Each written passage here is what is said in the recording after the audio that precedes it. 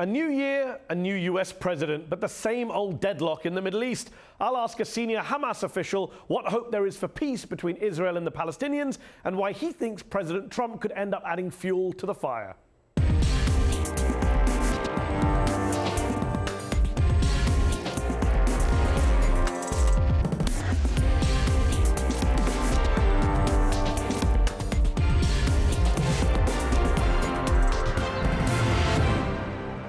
I'm Mehdi Hasan, also on the show. Is the European Union on the verge of breaking up, falling apart, as Britain prepares to Brexit? I'll speak to the EU Parliament's chief negotiator, former Belgian Prime Minister Guy Verhofstadt. But first, as Israel continues to build illegal settlements on occupied land, and the new US government suggests it might controversially move its embassy to Jerusalem, Palestinians have announced a new unity government between Fatah in the West Bank and Hamas in Gaza.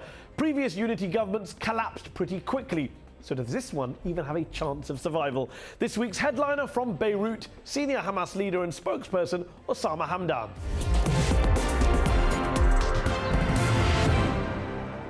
Osama Hamdan, thank you for joining me on UpFront. Why, after all the bad blood and the tensions between Hamas in Gaza and Fatah in the West Bank, why have you both decided to form a unity government now? Well, first of all, I have to say that we have agreed on forming a national unity government in 2007.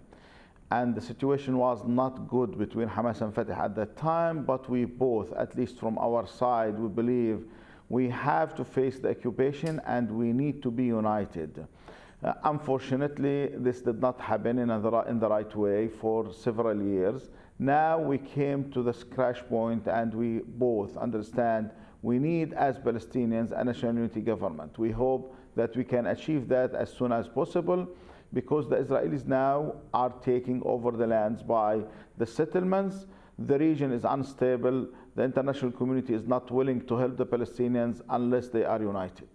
And there have been more than half a dozen attempts at reconciliation between Hamas and Fatah over the past decade. The last unity government, I believe, was formed in 2014 before it collapsed. What makes you think this unity government won't collapse like the ones that came before? Well, in politics, no one can say that I'm sure 100%, but you have to try. We have created a national unity government in 2014. As you have mentioned, it collapsed because it didn't work as it's supposed to be. Now we are talking about a political government. It's supposed to be formed from all the Palestinian organizations. How worried are you that a Trump administration, with its strong support for Israeli Prime Minister Benjamin Netanyahu, with its open support for illegal settlements, with its plan to move the US embassy to Jerusalem, how worried are you that will further entrench the occupation and further isolate the Palestinian people? Everyone knows that all the administrations has supported the Israelis. They've supported their military, they've supported their political ideas and programs, and no one make any real step against the settlements building, while everyone knows it's illegal. So let's see what will Trump do. I think part of the worries among the Palestinians is what will Trump do. If he moved the embassy, he knows well that this will make a huge change in the struggle between the Palestinians and the Israelis, and he knows that Jerusalem is the key for peace, and he has to make a choice whether he wants to create the peace in the region or he wants to put Israel on the line of fire. Do you think there'll be violence from your side if the embassy moves? Well, I don't accept the idea of having violence from the Palestinian side. I believe the resistance from the Palestinian side. Everyone knows that we are a people under the occupation. We are a nation under the occupation.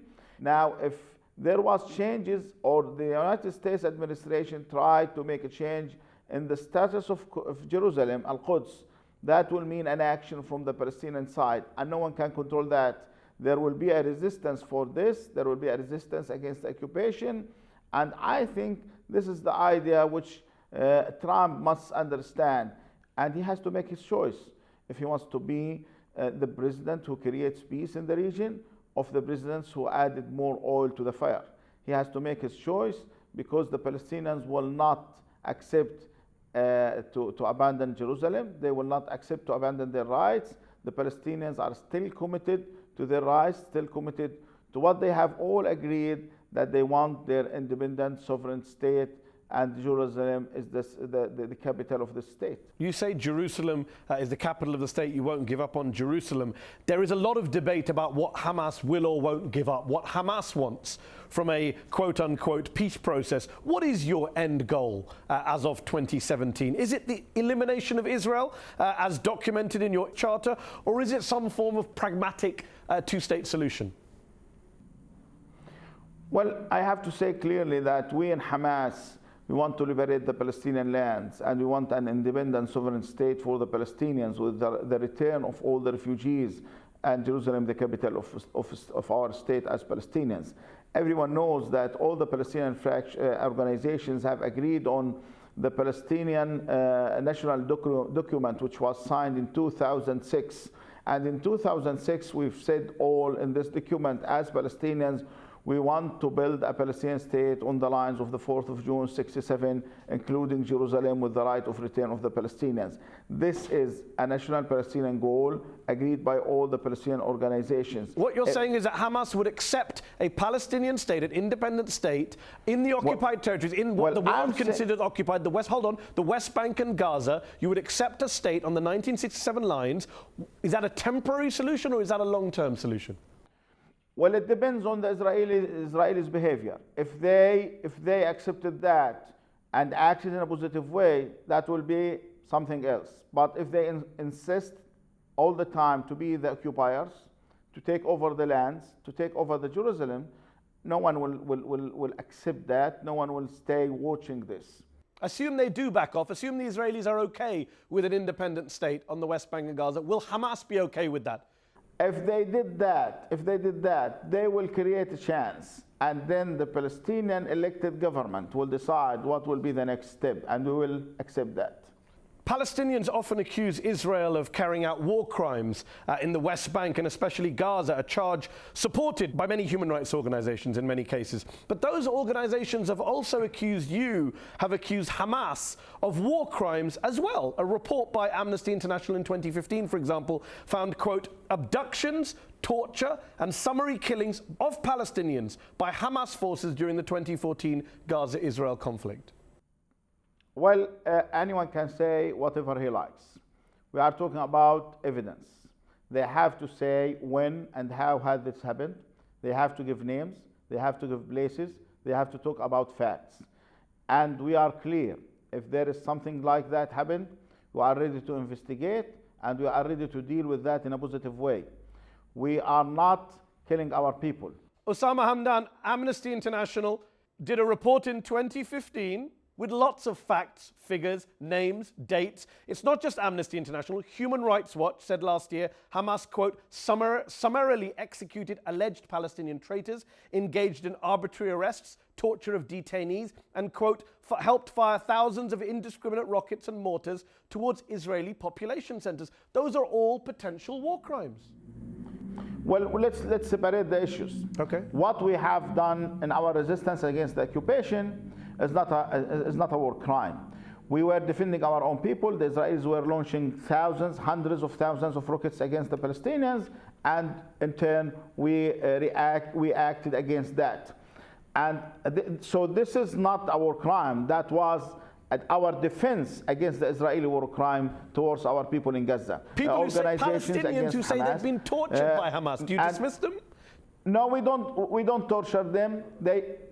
We don't torture the Palestinians, and we have said clearly that Amnesty International, they are welcome. They want to visit Gaza, and they are welcome to ask the people directly. They are welcome to see everywhere if that was true or not. Hamas became famous, infamous even in the 1990s, for its campaign of suicide bombings inside Israel across the Green Line against civilian targets. Do you still consider that to be a legitimate and current form of quote-unquote resistance, what you call resistance against Israel? Does Hamas still support suicide operations? Well, let's ask this question first. What's the problem in that? The bomb or the suicide actions? If it was the bomb, let's ask what's the meaning of sending hundreds of thousands of rockets against the Palestinians and their houses and their buildings and their offices and their streets and their markets? Is that a terrorist action, or because it's Israel, no one is asking the question? As Palestinians, we don't have crafts, we don't have tanks, okay, so put we aside, don't have put aside the tactic. You've made that point. weapons. What about the targets? So we use what we have. What about the targets? The idea buses, here, pizza restaurants, public squares. If you went back through the targets, you will find that most of the people who were killed, they were soldiers, even if they were in buses, even if they were in other places. The idea is simply that there is an occupation who is attacking our people, killing our people. This occupation must understand the political leadership of this occupation, the military leadership of this occupation. They have to understand that they can't kill our people without paying a price for that. We believe that the people there must make the needed pressure on their leadership to withdraw. This is the idea. If we want to target the civilians as civilians, other targets will be attacked, like cinemas or football stadiums. This did not happen. No one attacked such targets because the target was not the civilians. It was the militants who were using the buses. I've interviewed many Israelis on this show, and I've asked them about alleged war crimes by Israel. But you're on the show now. 73-year-old Lyubov Razdolskaya, Israeli citizen, 73 years old, killed in a suicide bombing at a shopping center in Dimona. Hamas called it a heroic act. How is that a heroic act? That's a cowardly murder of a 73-year-old woman. How can you support such a thing in the name of fighting occupation? Well, it's clear that you are mixing the things, or at least this is the story of the Israelis. There is 2 points in this. When you target the militants, it's not our problem that the Israeli militants are hiding themselves among the civilians. It's not our problem that the Israeli militants are using the buses. It's not our problem when the Israeli militants went to the market. That's the Israeli line. When they bomb Gaza, they say the same thing about you. They say Hamas is hiding with civilians. And then they've said, well, there was... No, that's not true, because they bombed the houses. I was clear. If you want to target the civilians, we will attack a clear civilian places, which did not happen, which is more easier, which is more simpler, but we did not do that. We were attacking even the soldiers. Just to be clear, does Hamas still support suicide operations on the other side of the Green Line? To be clear, we believe that it's our right to resist the occupation. We will need what we believe is the right tactic in doing that. Osama Hamdan, thanks for joining me on UpFront. Thank you.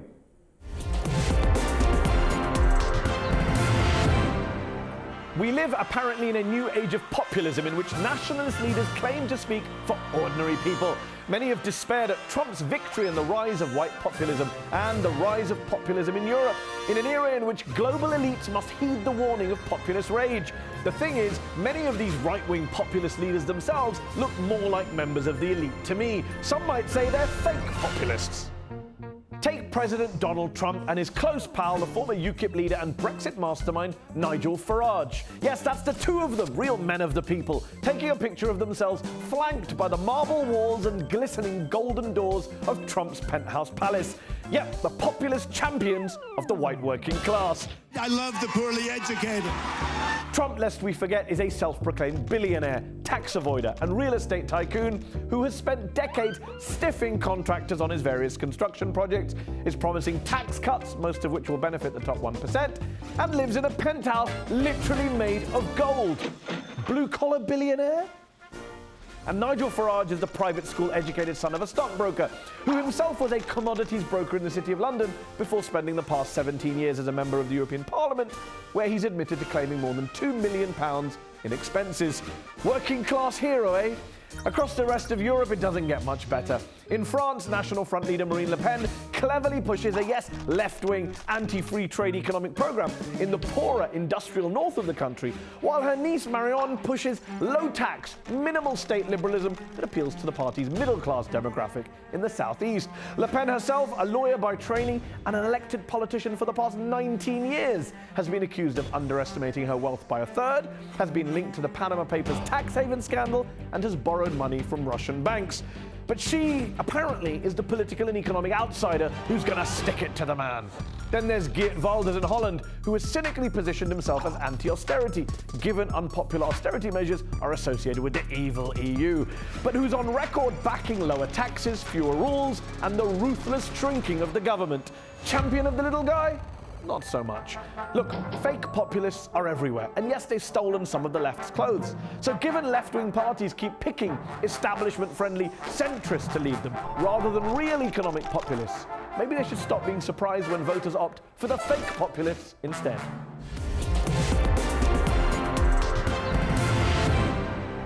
In an age of Brexit, Trump and Putin, what future does the European Union have, if any? Britain is on the way out, the Eurozone is still an economic mess, and the ongoing refugee crisis has emboldened far-right anti-EU parties. Even veteran pro-European politicians are in despair. Guy Verhofstadt, the outspoken former Belgian Prime Minister and now member of the European Parliament, who was appointed to lead the Brexit negotiations, has called it a wake-up call for the rest of the EU, and is author of a new book appropriately entitled Europe's Last Chance. He joins me now. Thanks for coming on UpFront. Guy Verhofstadt, you have Brexit, the UK pulling out of the European Union, Marine Le Pen, possibly the next French president. You have ongoing fiscal and refugee crisis inside Europe's borders, Putin's Russia outside Europe's borders on the rise. Do all of these things combined constitute an existential threat to the future of the EU? It's an existential threat, yeah. And the only way to deal with it is to see it and to analyze it as an existential threat, as the fact that we are squeezed for the moment between an American president who is a populist and is saying, oh, I believe in a further disintegration of the European Union, what is a very hostile attitude, and then on the other hand, an autocrat, Putin, who want to destroy the European Union. So it's an existential moment for the European Union. And the only way is, or we get our act together, we make from the European Union a real union, not a loose confederation of nation states based on the unanimity rule, acting always too little too late as it is now, or this union will disappear. It's one or the other. Do you consider President Trump an ally of the European Union? Well, America is still an ally. Trump, well, is he an ally of the European Union? I'm not sure about this. I don't know. The only thing what he said about the European Union is that he thinks that other nations will follow the example of Brexit. Well, that's a very hostile attitude towards the European Union. And I think he makes a mistake. A fundamental mistake, because the interest of America is not to have a weak and disintegrated Europe. Is it fair to say that the argument of your new book, which is subtitled Why the European States Must Form a More Perfect Union? Well, there's a phrase from the American Constitution. Indeed. So, and the American Constitution is a constitution of a country, a federal country. Yeah. Is it fair to say the argument of your book is people are really upset that European integration has gone so far that they've lost control over their countries, so we must go further?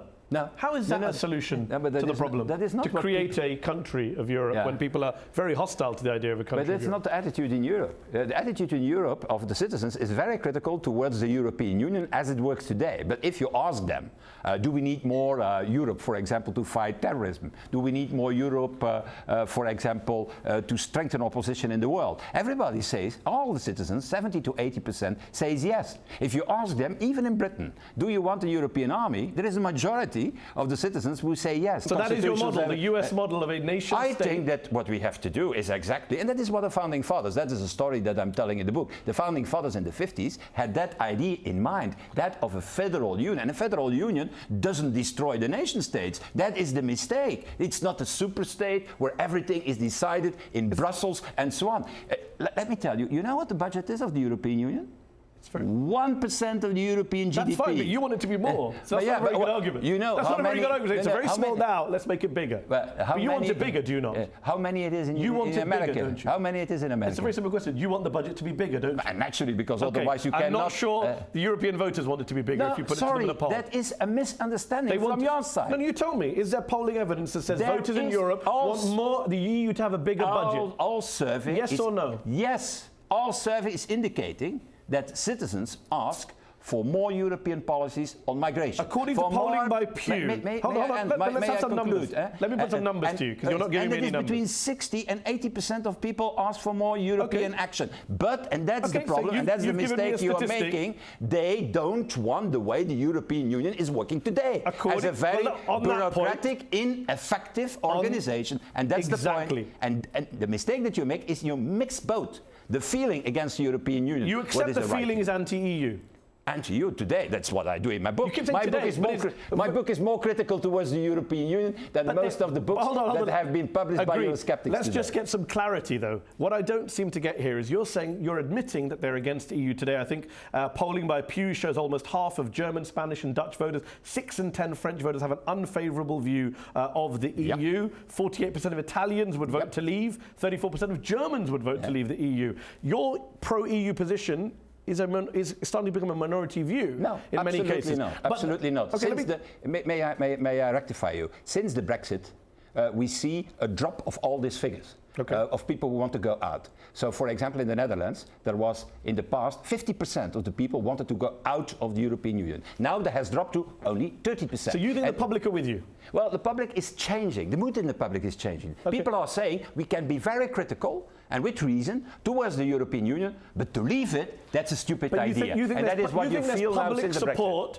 For a more perfect union, as you outline in this book. You think there's public support for the EU? There is an enormous support. There are new... It's funny, because you say in the same book, the reason I ask is, you say in your book that behind closed doors, many politicians acknowledge the need for a United States of Europe, but claim that their voters would not support pursuit of this goal. Exactly. Isn't that part of the problem? That behind closed doors, you're very anti the public. You fit into this stereotype of elitist, you know what the problem is? Leaders. You know what the problem is? That most of our current political leaders are simply following the narrative and the rhetoric of populists and nationalists, because they think that can bring back their voters. What I propose is that political leaders on the European level again have a vision for the future. People need a vision, a project that shows them how we can escape the challenges that they are facing. Migration flows, economic fallout, and so on. And that is desperately needed. And that's the reason why I have written the book. The book is more critical than Eurosceptic books about the working of the European today. But when you read that quote, behind closed doors, politicians are acknowledging the public don't want more integration. It seems to fit a lot of stereotypes about people in Brussels, establishment politicians coming together to thwart the will of the people. That is the narrative. The established politicians are doing something completely different. They are simply following what I said, the rhetoric of nationalists and populists. They includes you, does it not, Guy Verhofstadt? No, I don't think that I'm a very established politician. Mehdi would say the EU has this image of being distant from the people, of being an establishment place, elitist place, for out-of-touch people. And then they look at someone like you, one of its main cheerleaders, former Prime Minister of Belgium for, I think, 9 years, member of the European Parliament straight after for the last decade almost. You kind of personify that EU image. I don't think so. I'm not seen in the Brussels scene as somebody who is simply defending the European Union. I'm much far more criticized by ordinary European politicians because I'm so critical towards the European Union. And they say to me, you destroy the European Union with your criticism. And I say, it's the opposite is true. First of all, you have to recognize the weaknesses of the current European Union before you can launch a new vision for the future. One final question. You say in your book, never before in your career, quote, have I seen Europe standing so close to the brink. Given that, if you were a betting man, what would you say the odds are of the EU still existing in 10 or 20 years' time? 50-50? More than that, because I am an optimist by nature.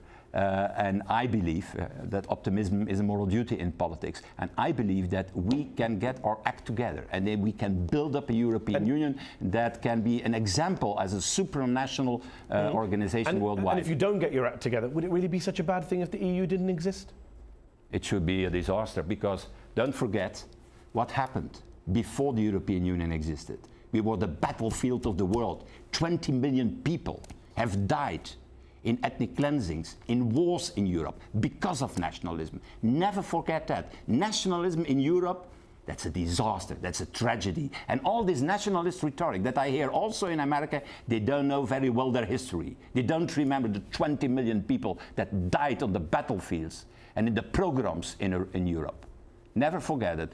Don't ask to Europeans who invented nationalism to be nationalistic, because tragedy will come then.